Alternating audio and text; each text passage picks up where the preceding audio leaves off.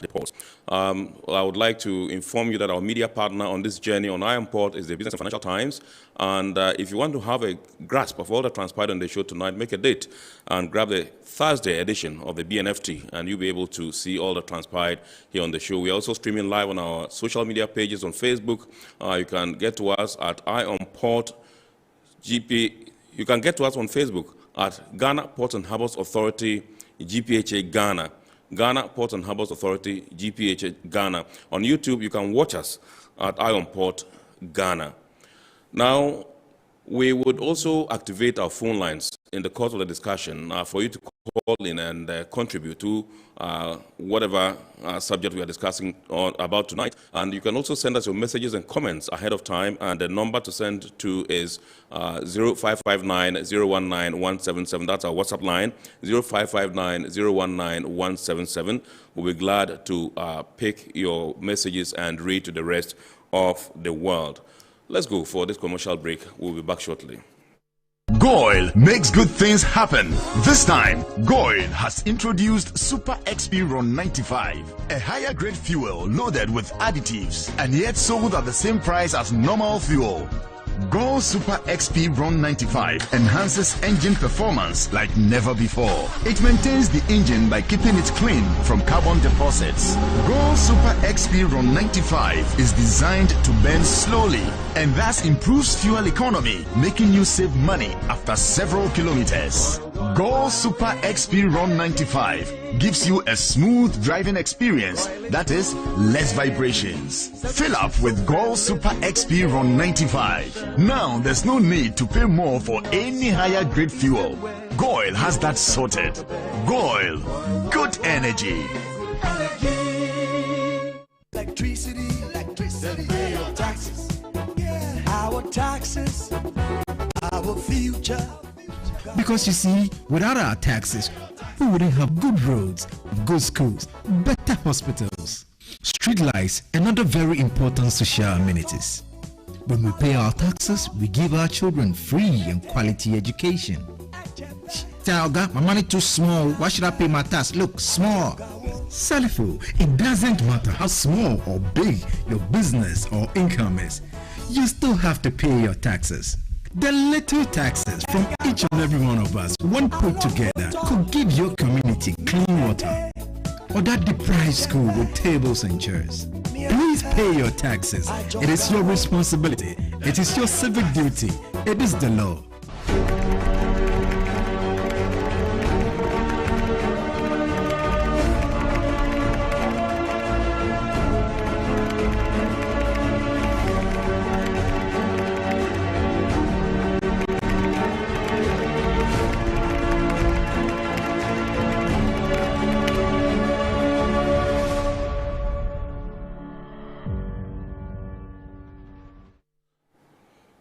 All right, you're welcome back. So let's take a look at some of the happenings in the port and maritime industry in the course of the week. And we will bring a story in which the Minister for Public Enterprises paid a working visit to the Ghana Ports and Harbours Authority. We have details coming up shortly. We also have the fact that Barge Freight, one of the logistics and freight forwarding firms in Tema or in Ghana, commissioning a brand new state-of-the-art ultra-modern office complex in Tema. And the Port Journalist Network also have paid a courtesy call on management of the Ghana Ports and Harbours Authority. Let's take a look at these stories. The Minister of Public Enterprises, Joseph Kujo, has encouraged the Ghana Ports and Harbours Authority to continue to position its operations to maintain profitability as it operates, manages, and develops one of Ghana's key assets, the ports. Speaking during a courtesy visit to management of GPHA, the minister stated that it is the president's vision to see the sustenance of public enterprises, hence the creation of the Ministry of Public Enterprises to provide an ownership and governance structure to these corporate bodies. We did not do that from the beginning. And His Excellency the President is aligning for the first time in the history of the country the ownership and governance and bringing that same institutional arrangement to the state enterprises.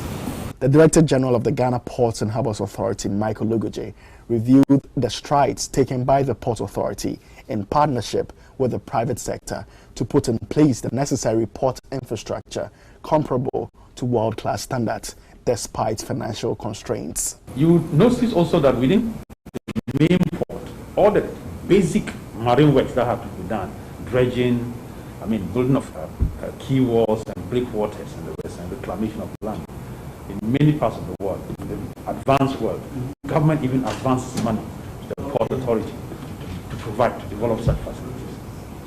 But in our part of the world, in developing countries, given the constraints of government, the Port Authority must generate its own resources to provide all those functions. The delegation from the ministry were briefed further on GPHA's operations and plans for the port sector.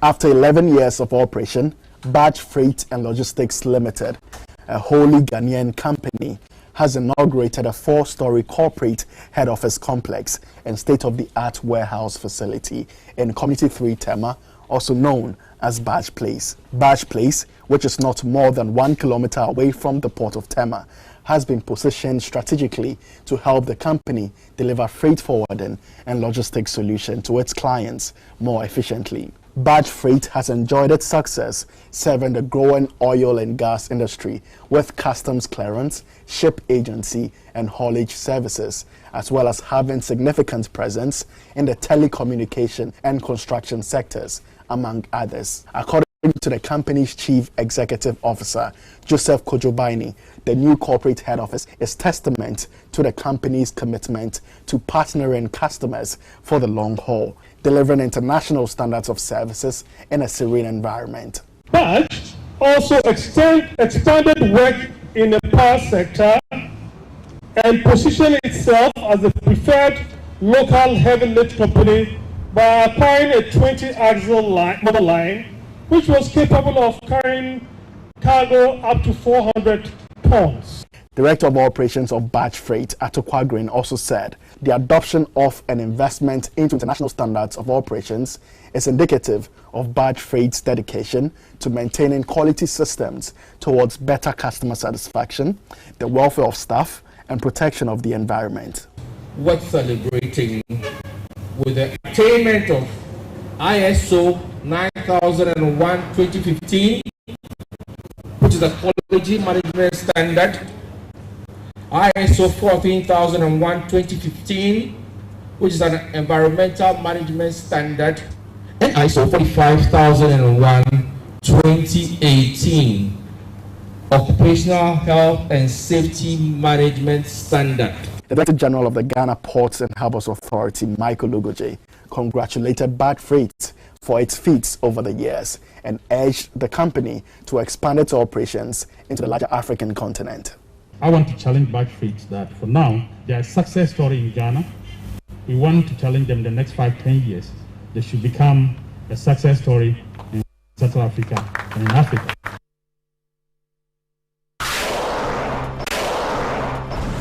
The Ports Journalist Network, an association of specialist journalists in Ghana's ports and maritime sector, has paid a courtesy call to the Ghana Ports and Harbours Authority, the first of its kind since the formation of the network. The team deliberated with management representatives of the Port Authority on the direction of the association, key objectives, and their general concerns. According to the team lead, Elvis Darkon, the network is embarking on such visits to key stakeholders within the port and maritime sector to foster the necessary relationships towards the goal of promoting public knowledge on the port's business. He said the Port Journalist Network is also committed to building its capacity, increasing the depth of their coverage so as to provoke positive change in policies governing the industry. If Ghana is to really make maximum benefit of AFTA, it will depend on the success of the maritime industry in Ghana.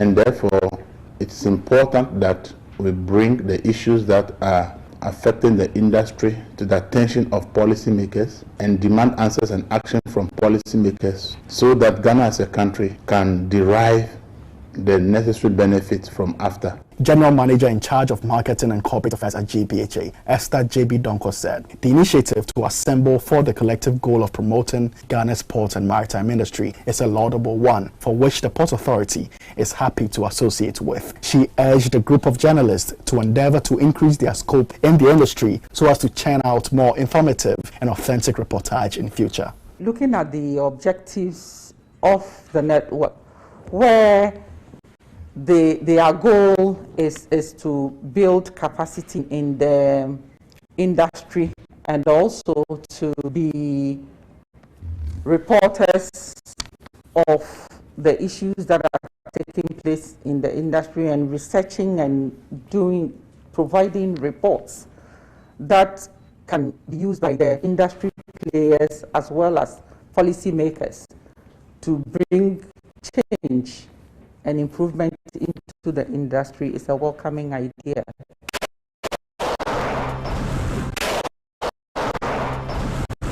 Ghana's leader in the oil marketing business, GOIL, has officially opened service stations in a number of stations across the country to 410. The Dakuman service station boasts of a lube bay, a tire center, and a multi-purpose Go Cafe. The managing director and group CEO of GOIL, Kwame Osei-Prempeh, said the company wishes to ensure Ghanaians across the nation enjoy quality fuels at affordable prices. If you buy a Row 95, for instance, and you're traveling to a place, you don't get short and go and adulterate it in your tank with any other fuel. So we find that our presence is being felt everywhere. We are opening sales everywhere. He said, aside the fact that government owns 78% of GOIL, 15,000 Ghanaians are shareholders of GOIL. Hence, buying GOIL products is a patriotic act in addition to getting value for money.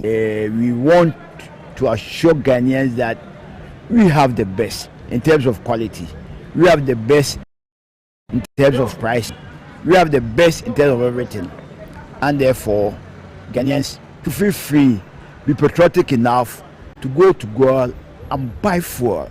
Kwame Osei-Prempeh also disclosed that within the next few weeks, GOIL would expand its service stations to other areas such as Circle and Mile 7 in Accra. The South Zonal Manager, Helen Tremanting, said customers should be rest assured of professional delivery of services at the new station. I would say for our customer service now in GOIL, it's number one.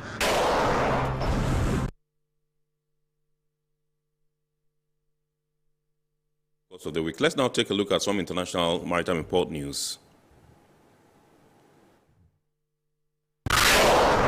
Ships calling to ports in Sierra Leone could face serious fines if found in violation of the International Maritime Organization 2020 measures. From 1st September 2021, ship owners and operators risk penalties of up to $15,000 should they continue to carry fuel with a sulfur content exceeding 0.5%, according to the Sierra Leone Ports Authority. The IMO 2020 service charge will be implemented even for ships with an exhaust gas cleaning system installed. The Port Authority, in consultation with the Ministry of Transport and Aviation, consented to implement this important international member state mandate in July 2021. South Korean shipping major HMM reported the highest ever operating profit in the first half of 2021, going up to $2 billion. Container handling volumes increased by 8.4% to 1.93 million TEU in first half 2021 compared to 1.78 million TEU in first half 2020. Container handling volumes increased by 8.4% to 1.93 million TEUs in the first half of 2021 compared to 1.78 million TEU in the first half of 2020. HMM improved earnings in the first half of 2021, and this was mainly led by higher freight rates, increased container handling volumes, and fleet operations, including 12 24,000 TEU container ships.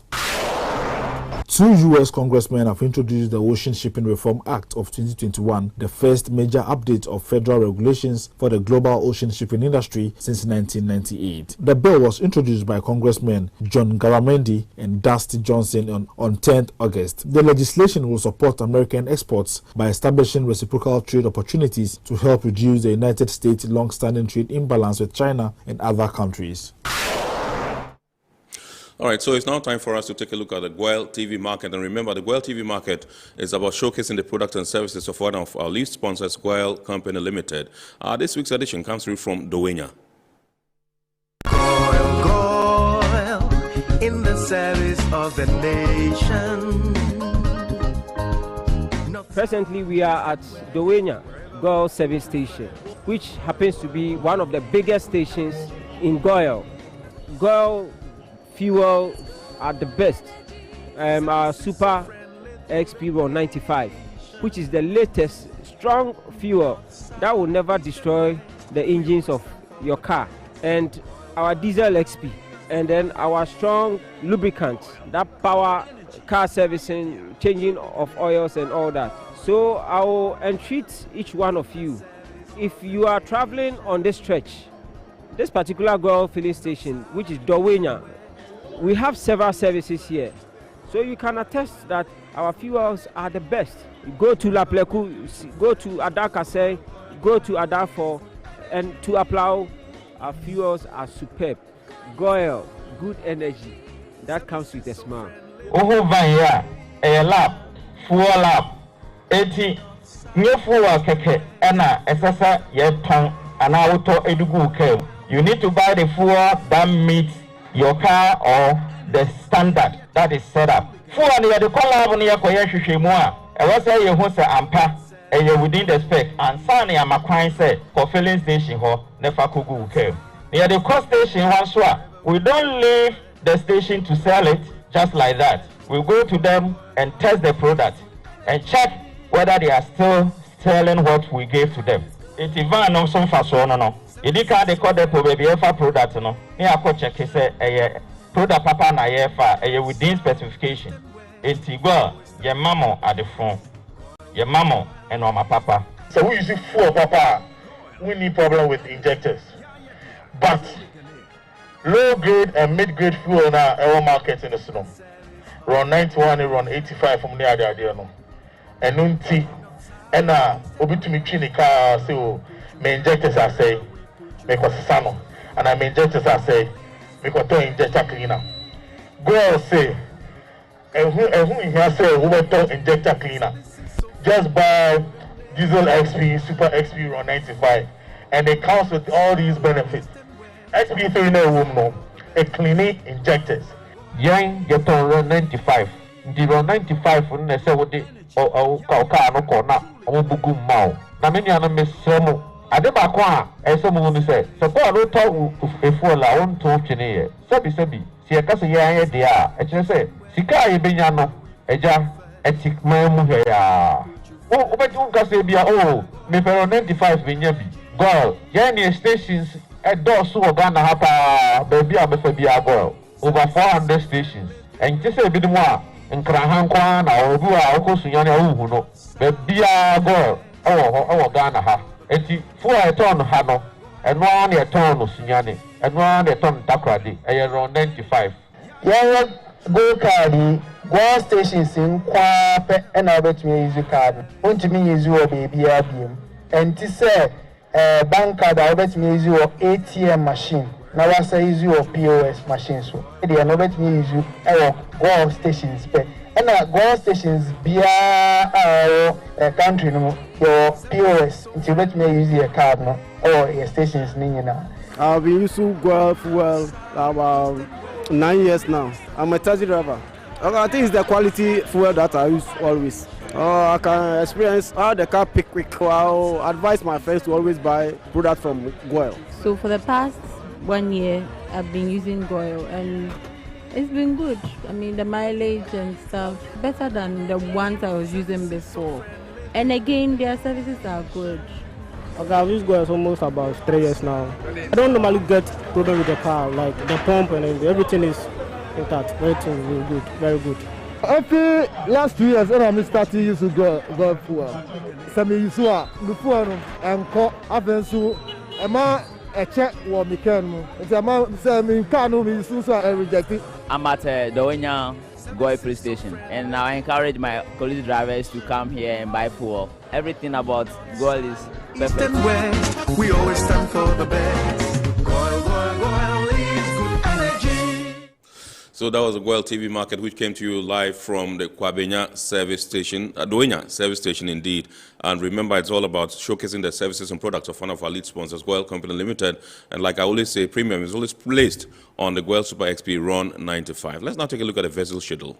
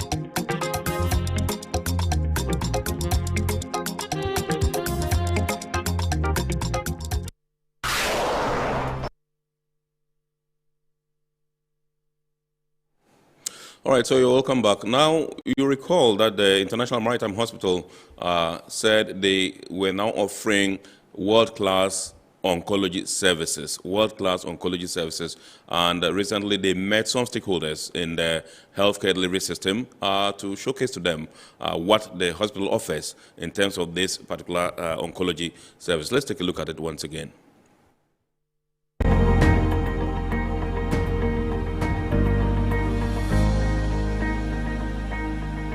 I am Sandra Koba, the nurse in charge of IMA Oncology Unit. The IMA Oncology offers cancer screening services for both male and female cancers with a focus on breast and cervical cancer. We offer free clinical breast examination. We also offer surgery, chemotherapy for all kinds of cancers and hormonal therapy. To access our oncology services, IMA encourages both appointment scheduling and walk-ins. On arrival at the facility, you will be ushered into our beautiful pink room where registration is done and vital signs checked. After ascertaining the reason for your visit, we counsel and educate on cancer screening. We perform clinical breast exams through which we teach individuals how to perform self-breast exams on themselves. To enable the early detection of breast lumps, we also offer liquid-based pap smears and HPV DNA testing to screen for cervical cancer. If a lump is detected, the client gets a mammogram and/or a breast ultrasound, depending on their age and other factors. The client is then scheduled to meet with the oncologist to discuss the result of the investigation done. Somebody comes and then you assess the person for surgery, radiotherapy, chemotherapy. And most of the time, this is done in a combined clinic. You have all the role play stakeholders in one room. Do that. You have the surgeon, myself, the radio, all of us sitting there so that the person who is sick will know those who are going to manage her. And that's how we do it. When we define quality healthcare, first access, affordability, okay? And when we say access, patients normally don't want to move. They enter the place, they want to get everything. But traditional healthcare, you go to a place, they refer you here, they refer you here, they refer you, you go and wait. But when you come to IMA, you go to the reception and you're seen by maybe a family physician. That family physician will refer you, will do all the necessary investigation and refer you to the right specialist. And if that specialist needs to consult or engage his or her colleagues, he will engage. So you enter this place, I call a full house. All the especially that you need, they are here. Clients may then be referred to other specialists in the team, like the surgeon, the gynecologist, or the urologist for surgery where a biopsy will be taken. My name is Dr. Eric Kosa, and I'm part of the doctors rendering gynecological and obstetric care in the International Maritime Hospital. The main primary focus of the unit is to create the awareness and then prevent you from having the cancers. There are very common gynecological cancers that we are very much aware of. The breast cancer, the cervical cancer, endometrial cancer, and ovarian cancer. So our focus really is more of prevention rather than the curative aspect of it. And when we talk about health maintenance or preventive care, we are dealing with three main issues. One is the screening for cancer itself, for early detection, as well as providing immunization if you are free from the diseases. And then we also look at the common diseases among that particular age group that we think that we have to do other screening tests for. So that is the whole idea of health maintenance. It's more like a public health issue.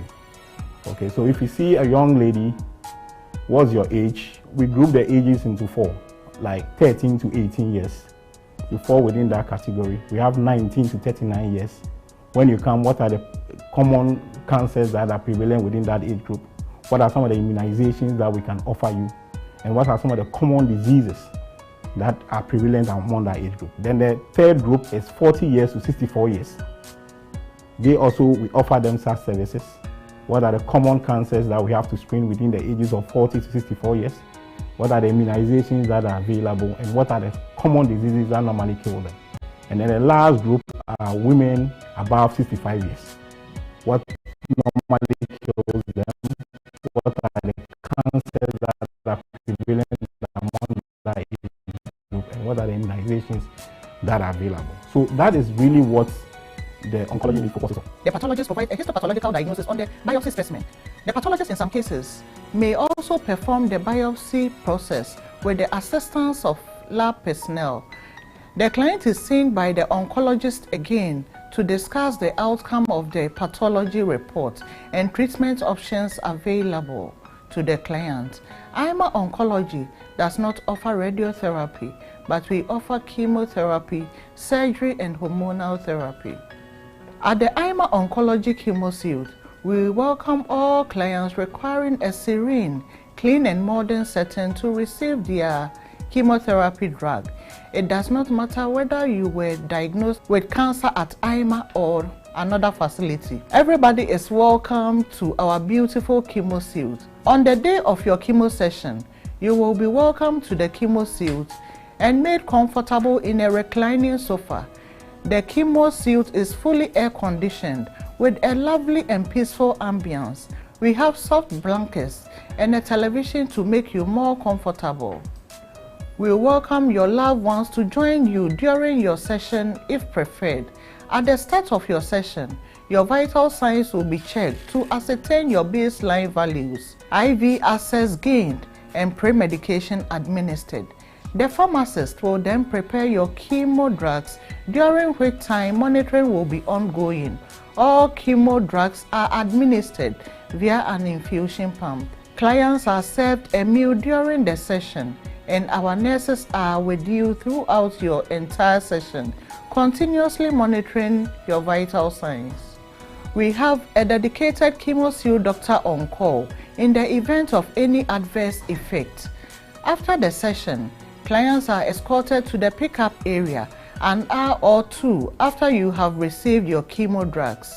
Choose IMA Oncology for your cancer needs because we are a one-stop shop for oncology with a full complement of friendly specialists, anesthesia team, operating theaters and staff, pathologists, a supporting lab to run all your laboratory investigations. My name is Peter Magna. I work at the IMA laboratory.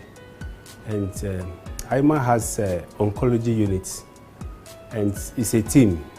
and the laboratory is part of the team that actually work to diagnose and then manage cancer cases.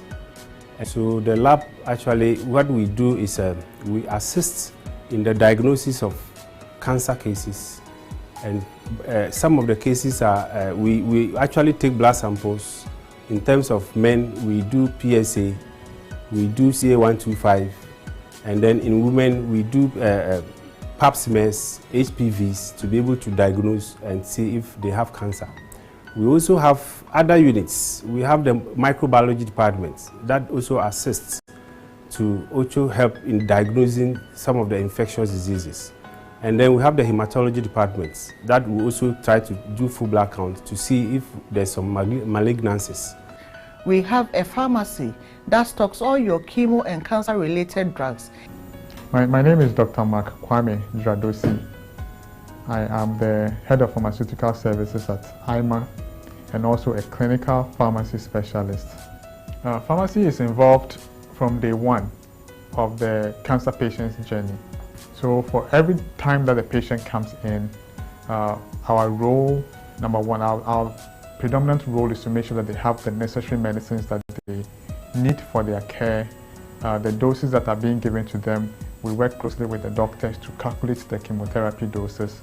And then we are also involved in the preparation of the medications, or even, for example, the chemotherapy medicines that they need to, for their cancer, whether it is for cure or just for remission, to help put the disease at rest for some time.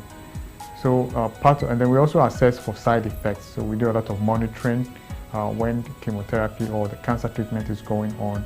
We do a lot of patient education and counseling on the medicines. And then we do a lot of follow-up. So if just in case the patient needs a lot of medicines for pain or for other conditions, depression and so forth, we are actively involved with the physician to help make sure that the patient receives the best care based on clinical guidelines, the best treatment based on the right dose and everything, and then also to prevent side effects, because safety is a key component of cancer treatment. And the best imaging department for all required imaging modalities.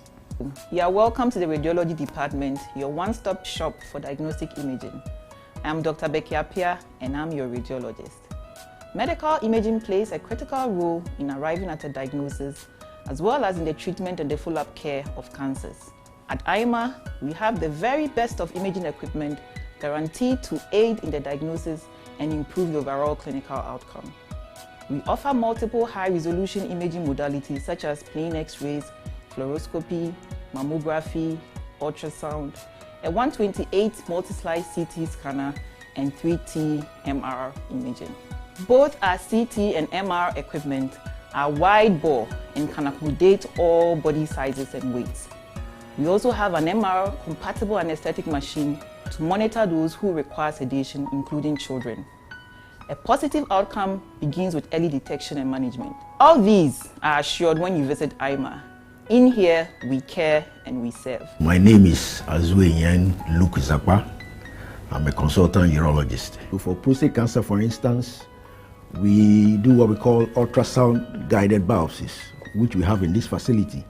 Okay, with the help of ultrasound, we are able to visualize the prostate, and then systematically, we have special equipment that we can take the biopsies, put in needles, fine needles into the prostate, and these take out very tiny pieces of the gland, and we're able to submit that for microscopic examination. Okay, with bladder cancer, again, this facility is well equipped to handle the investigation, to handle the diagnosis of bladder cancer. Usually, again, you need specialized equipment. The bladder is not a superficial organ. It's deep inside the abdominal cavity or the pelvic cavity. So you need to assess the bladder by special telescopes, which we put gently into the bladder via the lower urinary tract, of course under some form of anesthesia. And then we are able to visualize the tumor through these telescopes.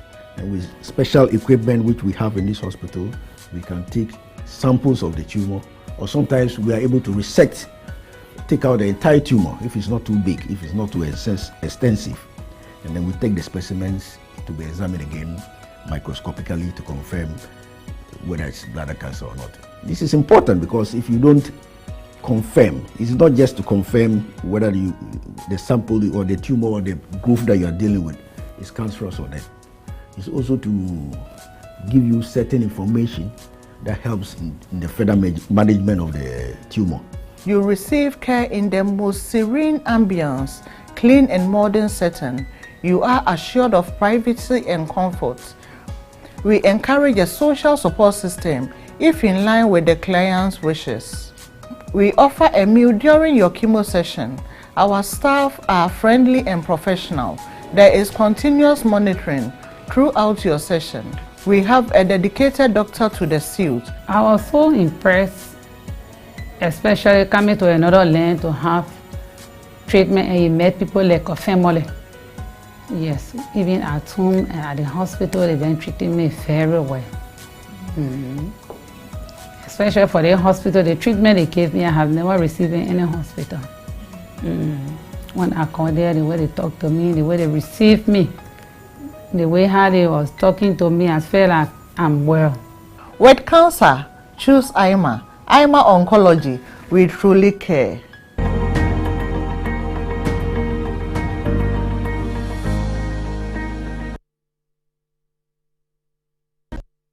Goil makes good things happen. This time, Goil has introduced Super XP Ron 95, a higher grade fuel loaded with additives and yet sold at the same price as normal fuel.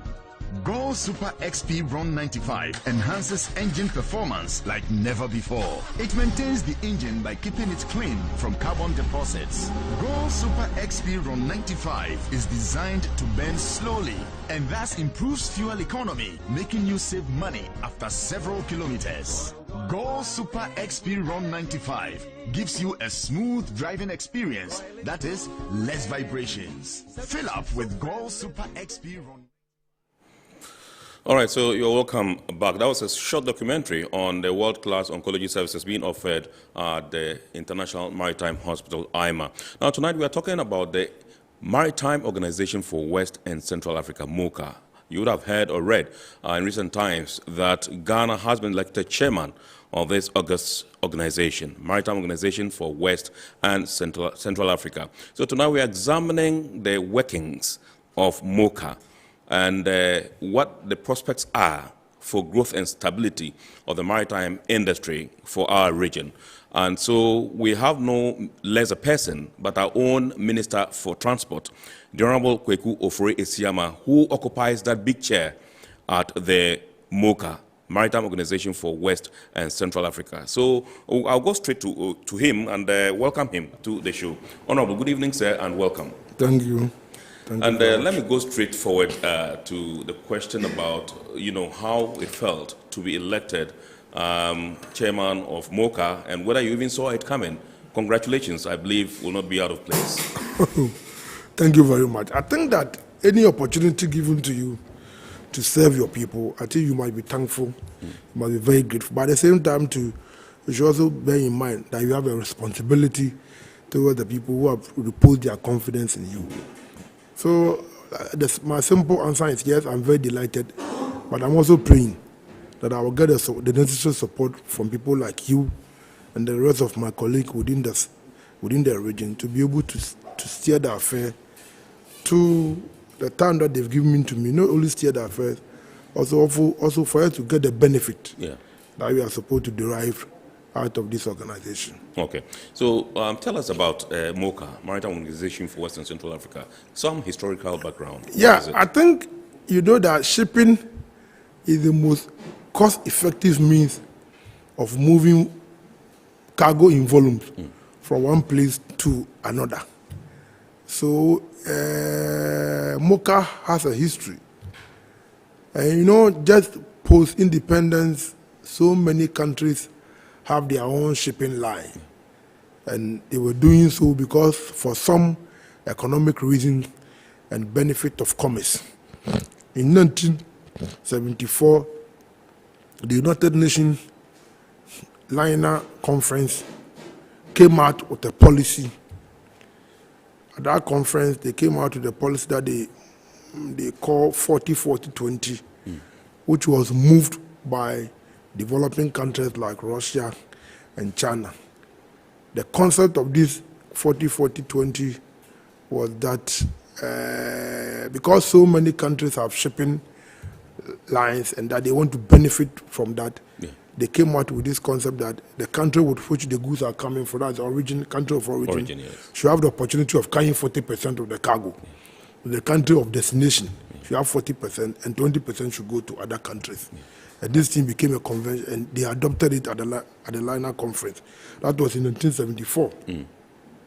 So on the heels of that, in 1975, countries in West and Central Africa also wanted to build upon that and take advantage of that policy.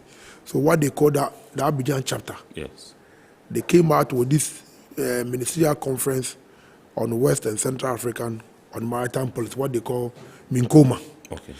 And they did start about 25 countries that came out with a policy that they should also take advantage of this so that they will benefit from the activities. So that was the basic reason. That was the short history of what they call MOWCA, and that it then moved from this activity to a management level, what we call, you see, because it then based only on commerce reason. Yes. But you know that this industry is very dynamic, it's not static. So we got a point in time around in the 90s, where this policy of 40-40-20 is no more working. Right. Because the shipping industry has become very competitive, it has become fairer, and this issue of 40-40-20 wasn't working. So then we needed to change the strategy, the objective with which it was working. Shipping industry or the maritime industry had no more, it was not based on the shipping carrying of cargo alone. But then it has developed into other sectors. The area of safety was an issue, the area of security, the area of navigation, even the area of shipping, financing the industry itself had become an issue. Quite dynamic and complex. Quite dynamic and complex. So we could not depend on this political connotation of only ministerial conference, but also to look at it and see if we can diversify and look at the objective with which we can manage the whole shipping industry. So then it changed into Maritime Organization of West and Central Africa. With broader objectives, like I said, to deal with the issue of safety, to look at the issue of security, to look at the issue of navigation, how we can even train the people, because we needed to give them technical expertise, the technical know-how for them to go. So to dwell only on the political side was going to delineate other functions to the background. So then they turned it into a Maritime Organization of West and Central Africa with a broader objective, broader functions, and other to be able to push forward to deal with these issues. Right.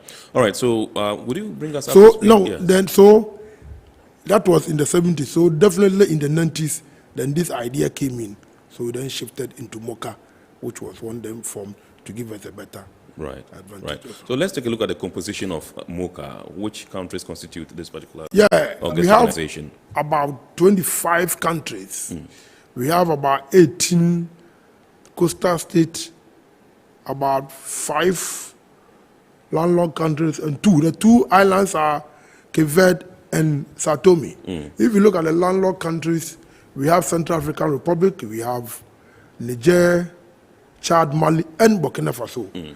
The coastal states then expand from Angola to Cameroon, Nigeria, Liberia, Sierra Leone, Cote d'Ivoire, Ghana, I think Togo, Benin, Senegal, then Mauritania, constitute the rest of the 18 to make it 25. But in some, we have 25 countries. Okay. All right. So one would ask, and that's a fair question, that we have landlocked countries, we have islands who are part of MOWCA. When we're talking about, shipping, maritime industry, they don't have seas, but in their place. United Nations Convention 78 says that though they may not have a sea, they also benefit from they must also benefit from the seas available to them.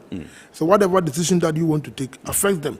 So definitely they must be part of the decision that you want to take. So that they are also responsible for some of these activities. Okay, so you have just assumed responsibility as chairman for MOWCA. Tell us about the structure, the governance structure. The governance structure of MOWCA, like I said, We have what we call the General Assembly, which is a higher decision body of all the 25 countries. Yes. We have the Bureau that consists of the chairman, the 2 vice, the rapporteur, and the 3 commissioners. They constitute, and then the secretariat. Yes. This is the governance structure of MOWCA. Mission vision, or let's just say objectives. Like I said, I've said that in the initial stages, it was to deal purely on the commercial aspect. Yes. Of so shipping, then of shipping. Then you must have a body who should be responsible so that you all benefit. But like later, we have realized that the aims and the objective of this has changed. Yeah. So then the objective was that we should be responsible for our maritime domain, come out with policies and directions that will help us to benefit from the industry.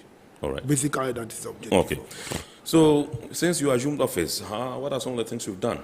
Oh, I just took office in 31st July yes.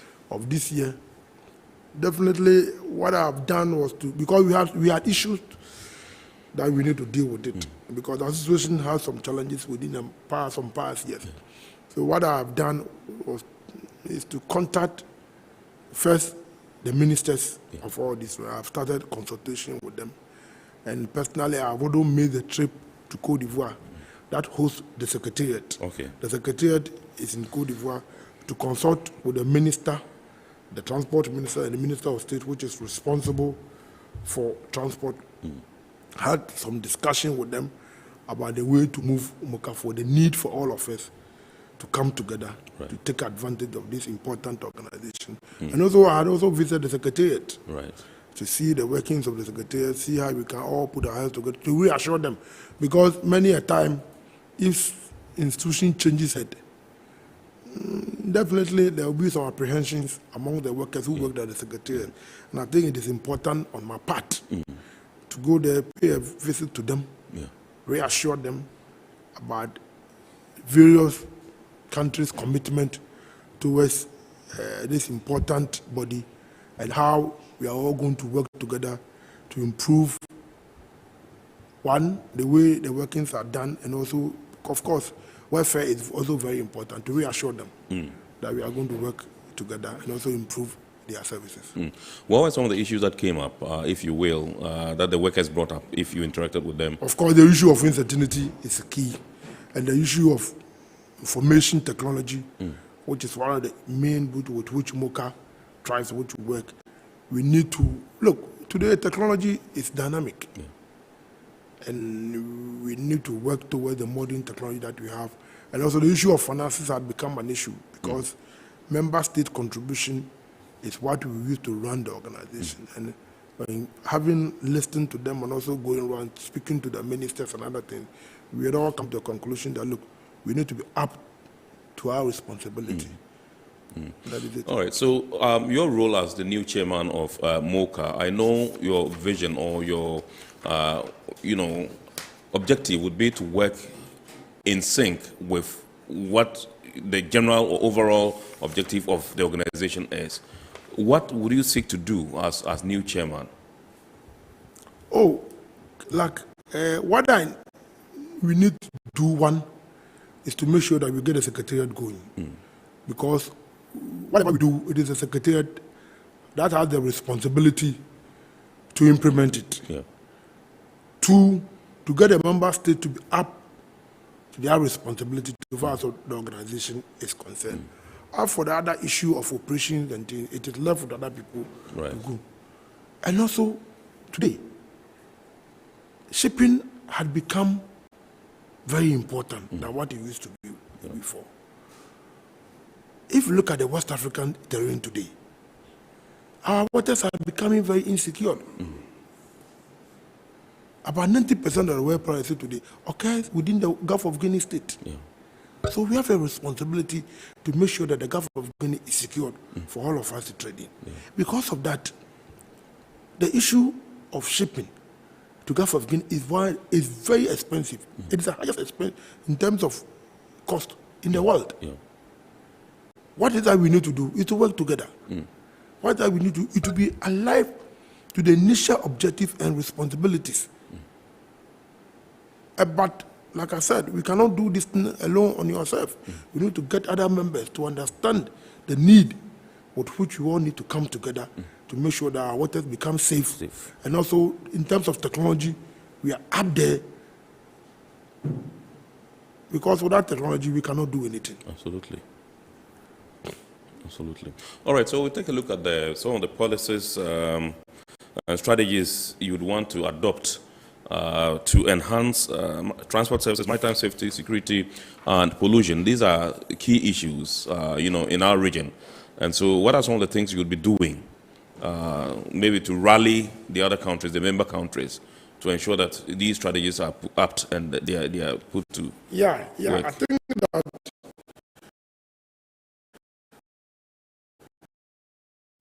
per the charter, there are certain things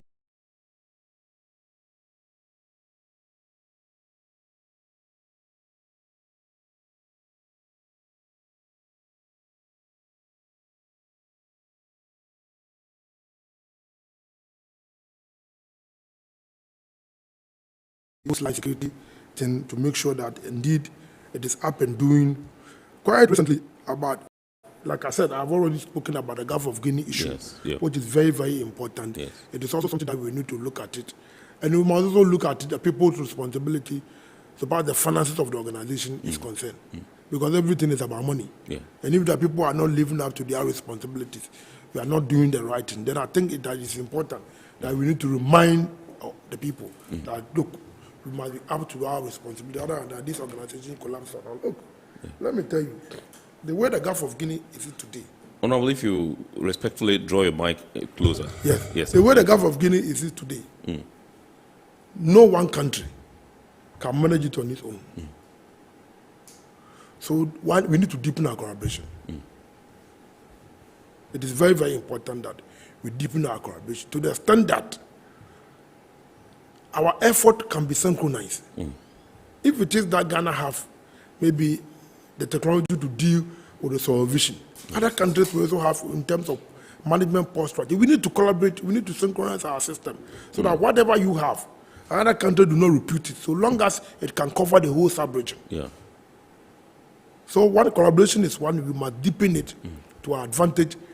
In terms of our human resource capacity, we must give them the highest training.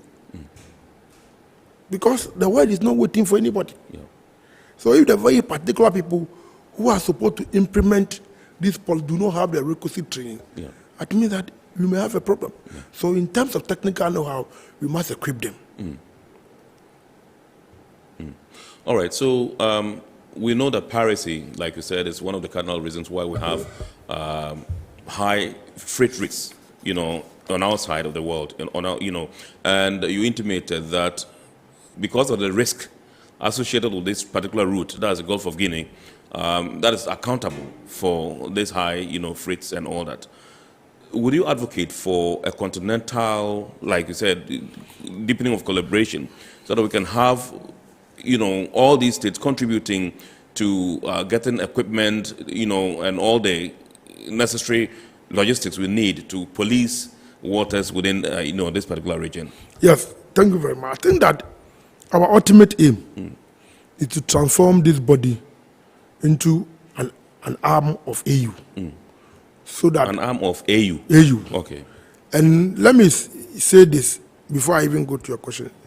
DR Congo was immediately handed over to me. Okay. Their president is the president of AU now. And he's very much interested in transforming this organization because he has seen the enormous benefit that will come if you all adopt it. So our basic aim is to transform this sub-regional body into a continental body so that I don't then it becomes broader, then we all need to look at it and see what we do. That's exactly what we do. Then, you see, the question that you ask, I don't know whether I've answered it or not, but I think that it is important that, all these things that we are doing, one, we want to get the benefit for our people.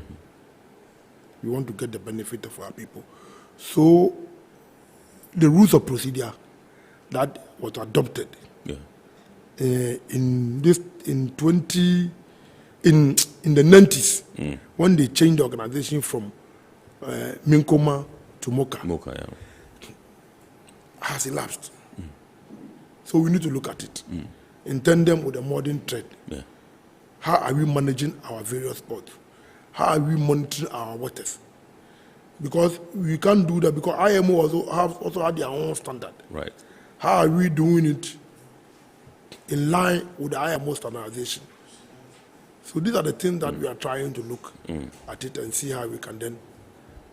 In all of this, what is the level of support you anticipate from member countries? Oh, of course, it is the attitude that brings, the attitude that you adopt. So far as somebody will say that we are all first among equals. That the fact that you are a chairman does not mean that you can lord yourself over your colleagues. So it's diplomacy. It is the way you collaborate, or the way open policy. Open policy. So we adopt diplomacy as a way of trying to implement some of our, because after all, everybody is a sovereign country. And somebody can say that, look, I join on my own evolution, can decide to pull out. But it is the way you relate to them, it's the way you collaborate with them. That you go in as maybe first among equals, they have just elected you to chair over them. But if you consult them in all the things that you do, I'm sure that they will support you. Now, you are made up of 25 countries, and I know that funding definitely is always one issue. I'm sure that funding is through dues paid by the member countries.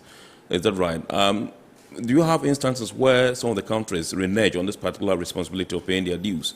And how does that affect the operations of the organization? Oh, yes. I think that, like as in my intro, I've said that the issue of funding had become a problem for the organization. And like I said, it is the approach that you adopt, that you let member states have an interest to continue to pay their dues, or the action that you put in place will deter them from not coming forward, thinking that after all, it's a loose association, I'm not bound to be distant. But I think that the approach that we are adopting, for all intended purposes, will yield the dividend that we know. Because this organization is so huge, it's so important. Today, the maritime domain has become one of the new resources for the whole world. But I can tell you, in 30 years ago, Ghana had not developed oil. So the issues of Nigeria, and what about problems that they were having so far as the maritime domain was concerned, was not our problem. Today, most West African countries have developed oil in the deep seas. So the risk that Nigeria had before, it is today catching up with them.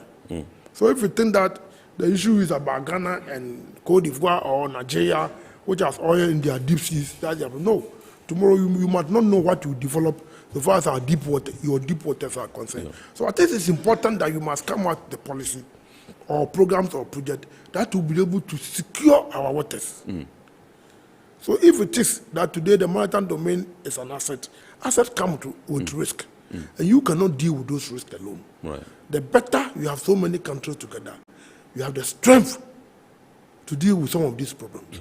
So I think that it is our responsibility to let member countries understand the enormous resources as far as our maritime domain is concerned. And the rest that's associated with it. To the extent that one country cannot deal with those risks. And we need collaboration from your other countries. And I think it will be in the interest of those countries to come together, to join resources, so that they may have a strong force to deal with some of these problems, rather than to deal with alone. I don't think that dealing with individually will help us to take advantage of the situation. Now, have you taken your time to assess some of the projects that are being carried out by MOWCA?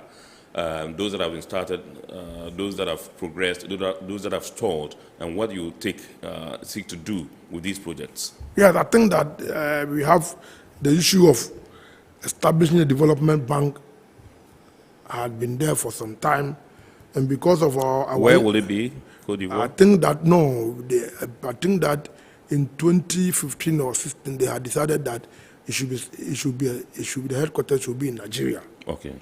But because of inability of member states and because of our own inability to move forward as far as the initial commitment is concerned, it's becoming a problem. So it's one issue that we need to we need to look at it critically and see how we go. The second issue is also, like I talked about, the issue of procedure, the rules of procedure. Right.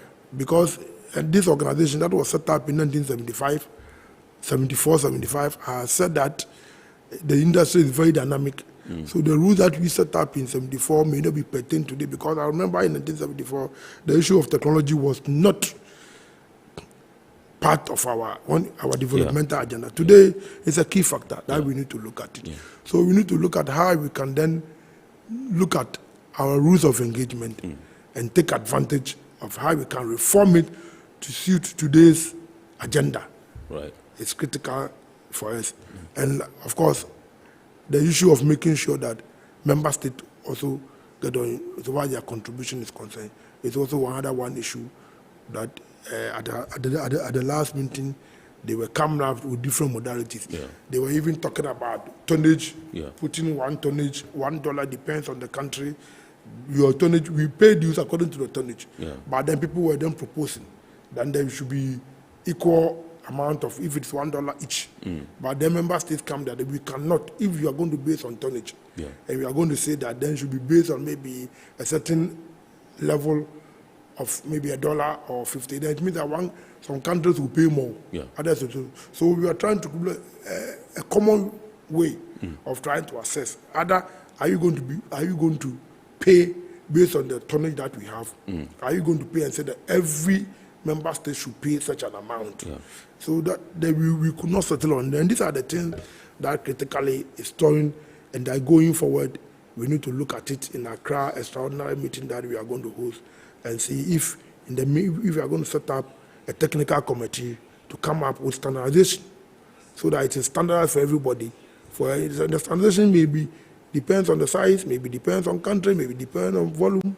These are the things that critically we are looking at it, and I'm sure that we need to move it forward. So I'm sure that definitely we have this thing. And the issue of turning into a continental body has also been on the table for some time, which has also stood on, and I'm also hoping that within the next 2 years, we should be able to find a way to deal with some of these problems. All right. My interest still lies with the development bank that you mentioned. How different is that going to be from what we already have, that African Development Bank, or this one is going to be centered in only West and Central Africa? This development bank, what will it seek to do? These development banks purely seek to do some. We are going to concentrate our effort on the maritime domain, how to finance maritime infrastructure, either shipping in that, or whether to board ports, or whether to depends on the capacity of various countries, and how we can leverage on it to develop our maritime infrastructure within the West African sub-region. So it is not going to be a development bank that is going to finance other industry like agric or something, purely on the port infrastructure and its related issues. Yes. All right, so this is our report here on Metropolitan Television, and we're having a discussion with the Minister for Transport, the Honorable Kweku Ofori-Esiama. And tonight we are discussing the Maritime Organization for West and Central Africa. You would have heard that Ghana has been elected chairman of this August organization, and the minister sits on that big chair as the chairman. And so he's bringing us insights into the workings of the Maritime Organization for West and Central Africa. And like he says there are 25 countries straight across, West and Central Africa who are members of MOWCA. Let's go for a quick break. We'll be back shortly. Goil makes good things happen. This time, Goil has introduced Super XP Ron 95, a higher grade fuel loaded with additives and yet sold at the same price as normal fuel. Goil Super XP Ron 95 enhances engine performance like never before. It maintains the engine by keeping it clean from carbon deposits. Goil Super XP Ron 95 is designed to burn slowly and thus improves fuel economy, making you save money after several kilometers. Goil Super XP Ron 95 gives you a smooth driving experience, that is, less vibrations. Fill up with Goil Super XP Ron 95. Now there's no need to pay more for any higher grade fuel. Goil has that sorted. Goil, good energy. Electricity, then pay your taxes. Our taxes, our future. Because you see, without our taxes, we wouldn't have good roads, good schools, better hospitals, street lights, and other very important social amenities. When we pay our taxes, we give our children free and quality education. Talga, my money too small. Why should I pay my tax? Look, small. Salifo, it doesn't matter how small or big your business or income is. You still have to pay your taxes. The little taxes from each and every one of us, when put together, could give your community clean water or that deprived school with tables and chairs. Please pay your taxes. It is your responsibility. It is your civic duty. It is the law.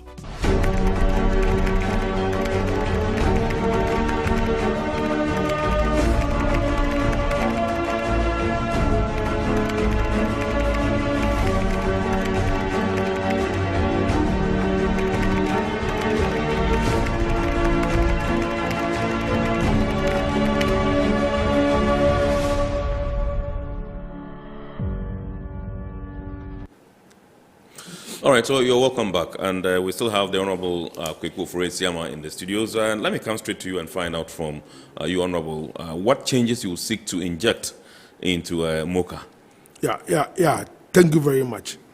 I think that if you look at the structure of General Assembly, it's supposed to meet once in every 2 years. Okay. And I think that for me, it is not enough for the higher decision body of an organization to meet only once in 2 years. Yeah. Other than that, within that time, if there's any major critical issue, a level with the bureau and the technical committee to look at it. And for me, I think that what we need to do, that if it is that we are going to develop this organization, then we need to deepen our engagement. Right. So one of the things that we seek to do is to make sure that we change. I'm proposing, and I think that we are proposing to the expert committee and the bureau that our next extraordinary meeting, we need to change the level of engagement. That the General Assembly, instead of meeting twice in a year, we are going to propose that we meet once in every year. Right. Because we are supposed to meet once in every 2 years. That's where the new president comes in, why a lot of activities are done.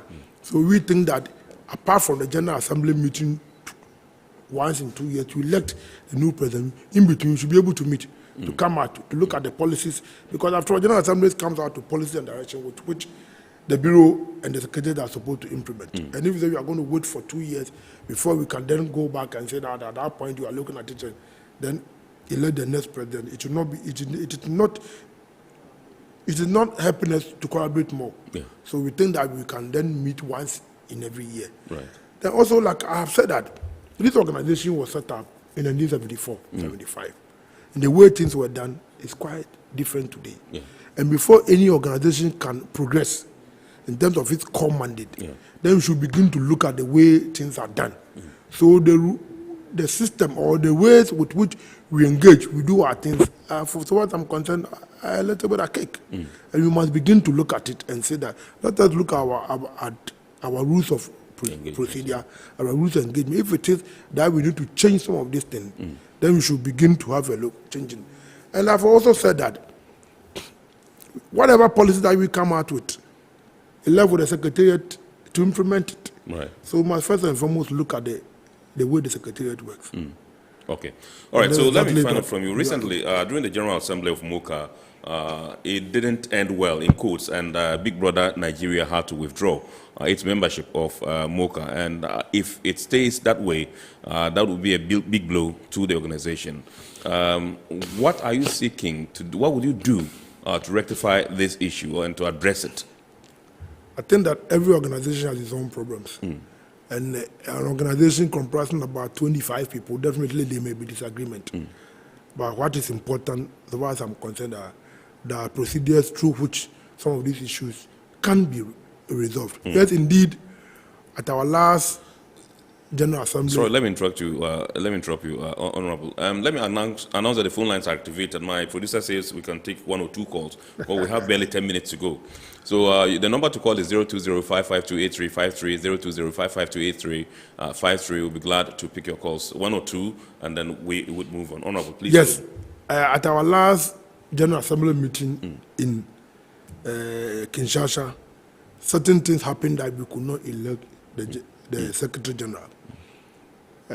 Because of the rules of procedure, once again, because people thought that the rules with which they were operating, they did not follow the right procedure. And for that matter, it will not be right for the Secretary General to be elected. So the General Assembly had given me the mandate. There were issues about age limits and all that. Yeah, of I the don't various think candidates. that. I don't think that you want me to go into details what really are the issues. I'm just trying to say that yes, there were one or two things that could not enable us. That did not enable us to be able to elect the Secretary General. And I prefer that I don't go into details much about it. But I do recognize that it's a problem. So the General Assembly had given me the mandate that within a matter of 6 months, we should come out with the way with which the Secretary General will be elected. You see, here is a situation which is purely based on diplomacy. And I think that if you are 25 ministers or 25 countries coming together, we should be able to use diplomatic ways in resolving this matter.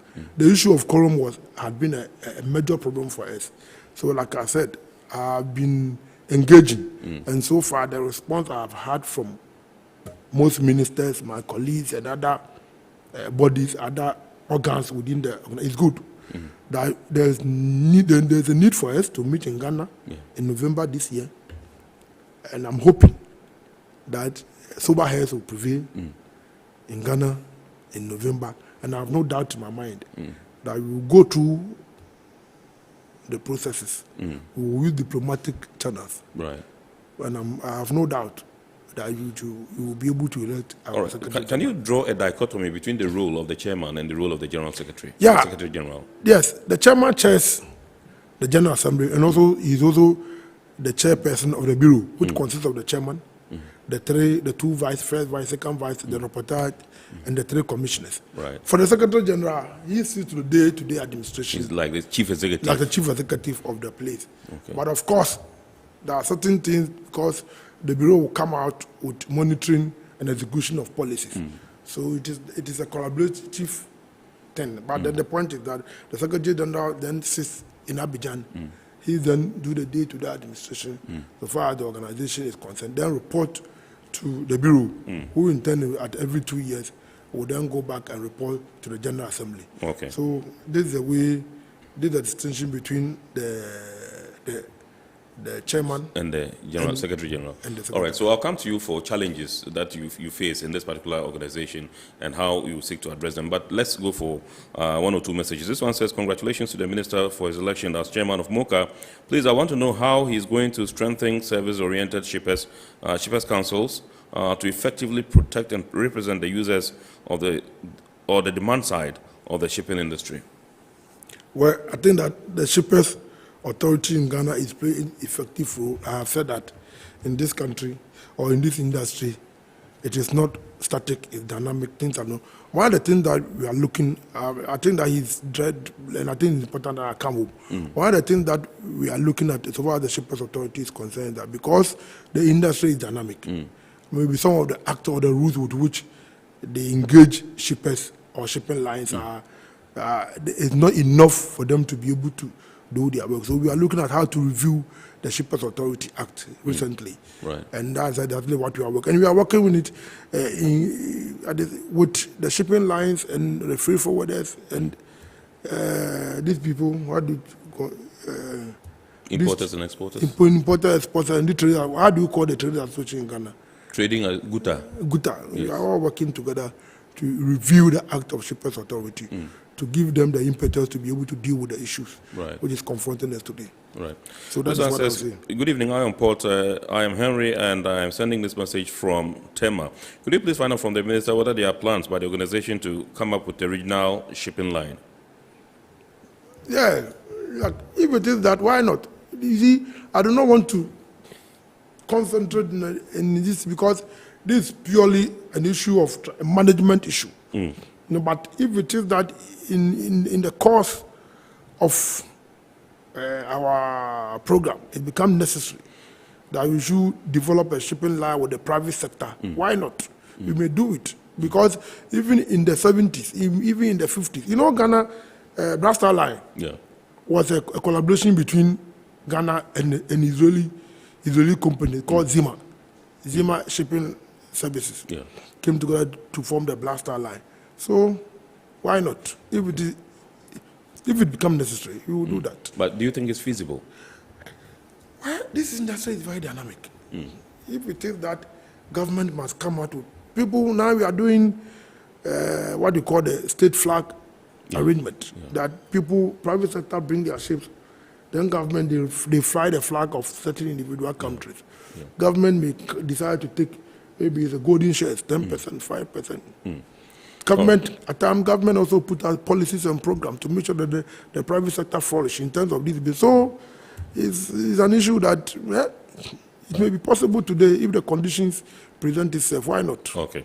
All right, so let me find out from you, finally, what some of the challenges are that you have identified in this particular organization and how you seek to address the challenges I've said in the industry, our finances. In the industry. We need to look at but our finance. No, let me do yes, MOWCA. We need to look about our finances. Okay. Because there's the money that will enable us to Are you considering an increment in your dues? Well, that one, the technical committee will come out with the, if it is that, if the organization that was formed in 1974, if one person is paying $1 today, $1 may not be able to do it. But well, let me leave it for the technical expert to come out with recommendation to General Assembly. Right. But we are meeting in Accra to look about some of these things. I have talked about the length of time with which we meet. We think that it is better to reduce it from 2 years to 1 year. It is also one thing that we are looking at. 2 years to 1 year? Yeah. So well, that 1 year enough for somebody who assumes the chairmanship to No. to I'm not effect any talking change? I'm not talking about you being chair, but I'm talking about the meeting time for the General Assembly. The General Assembly meet once in every 2 years. 2 years, yes. We think that it is part of the programs with which we don't gel well. So we are proposing that we change it from 2 years once in every 2 years to once in every year. And like I said, the other major issues too, we are going to look at our rules of procedure. An organization that was formed in 74, in changing its mandate in the 90s to MOWCA, definitely the laws may not be in tandem with the current development. So it's a major, because without you having the legal basis with which you can take decision, you cannot implement some of these things. So you must first of all look at the legal regime with which you operate. You must have the capacity. Because in this business that we do, it is not about your intention. It is about you having the mandate to take those decisions. So if the General Assembly look at it and say that our laws are not in tandem with today's business and we need to look at it again, these are the major issues that we think that we should immediately look at it and see how we can reform it to suit today's. Okay. So this message says, I'm Isaac from RMU. I think the minister should ensure that the regional maritime academies of Abidjan, Accra, and Nigerian Academy of Oron supported to provide training at all levels of the maritime, fishing, and petroleum industry, including exchange of teaching personnel, provision of facilities for sea training for cadets, etc. Yeah, I think that I agree with him, and it's perfect. Look, we cannot deal with today's industry. We cannot deal with the challenges facing today's industry if we don't have the right information. If we don't have the think tanks who provide you with information to enable you to plan, it is important. And the academia, there should not be any difference between the academia and the industry. And if we have a very effective maritime training institutions within the West Africa subzone or within the West and Central Africa subzone, it will help us the most. And I think that I agree with him. And these are the reason why I'm saying that our rules of procedure, we need to look at it. We need to look about the collaboration. Collaboration may not necessarily mean that we go to a meeting. Collaboration may be some of these things that is set up maritime training institutions within the West and Central African zone, which will provide us with research, comes out with research and tell us the way this industry is going. So Very I think that I agree with the person. All right, I think we can do one more message, and then the rest would entreat listeners and viewers to look out for the abridged version on GTV on Wednesday at 8:30 p.m., and your messages will be dealt with there. Now, this one says, will the minister and his team ensure that this development bank they are proposing does not deviate from the objective for which it was set? That's if it eventually becomes a reality. We need to stay focused. I've said it, that this bank that the organization is proposing, it will look at the maritime industry and see how it will enable us to finance infrastructure, and other needs so far as the industry is concerned. So far as we are concerned, we are very much focused on these areas. In 2023, when you are leaving MOWCA as chairman, what would you like to be remembered for? I would like to remember that we are more united than I met it. I would like to be remembered that the member states are up to their responsibility. I would like to be remembered that our waters are safe. Look, today, 90% of the oil piracy occurs in the West Africa, in the Gulf of Guinea. Trading activities in the Gulf of Guinea is the highest in the world. For simple reason that insurance premium is the highest in the world. It is not immune to our benefit. We may have our maritime domain, we may have all the resources within it, but if the activities within our maritime domain costs so much, then whose benefit? To whose benefit? One. So nobody, no shipping line, no international, multinational companies would like to trade or be comfortable in trading within our waters because of the risks associated with it.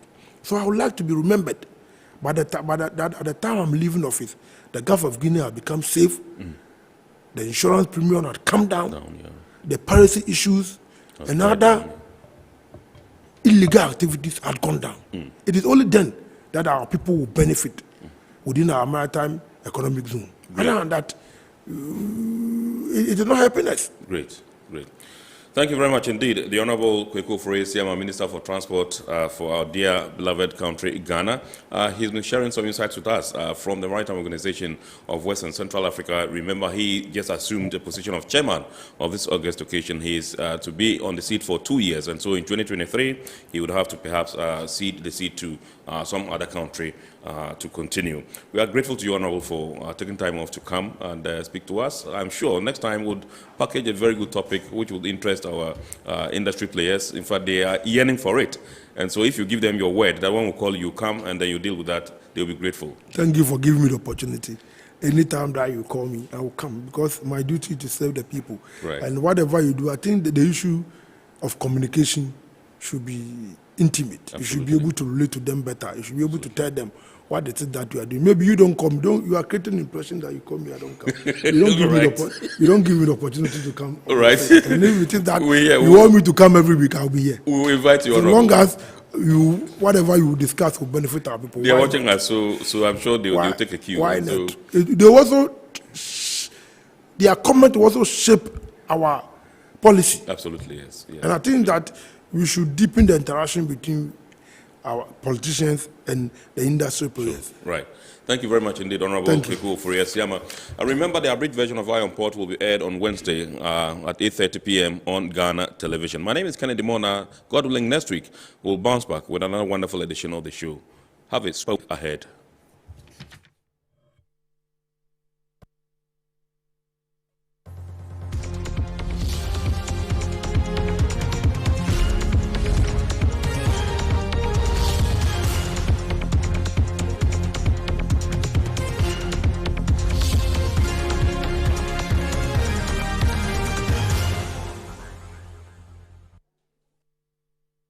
Goil makes good things happen.